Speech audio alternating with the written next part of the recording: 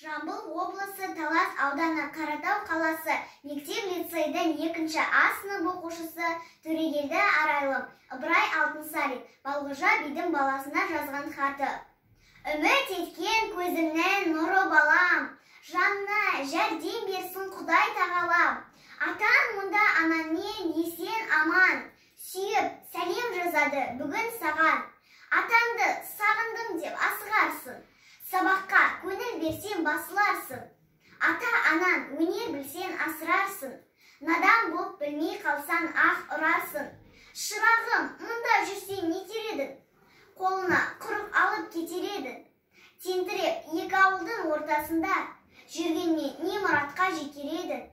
Араз бол кедей болсан ұрлықпенен, кете бар кесе басын шындықпенен. Қоректап бейнеттен де тәңірін жәрдем, телмірме бір адамға мұндықпенен. Адамға бір өзіндей көзін сүзбе, бір әділ қазынасы кен патшанды ізде.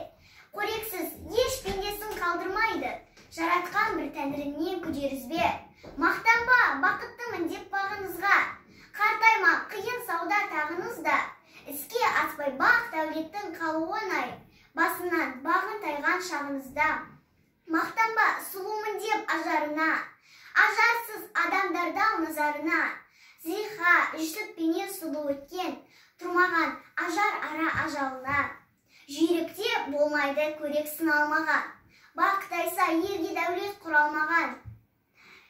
Меңзеген асқар тауға есіл көңіл, неге еш нәрседен тыналмаған.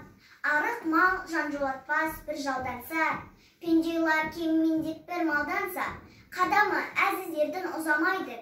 Жігітке бақыт шіркін сырт айналса, ағайын жат болады алыс болса, болады жатты жақын таныс болса.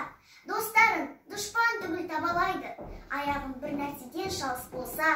Аслы залымдардың лайланды, мені маған десе шыр айналды. Ит үрер жақсыға да жаманға да, қылмағы бірақ құла залал Құдайдан да.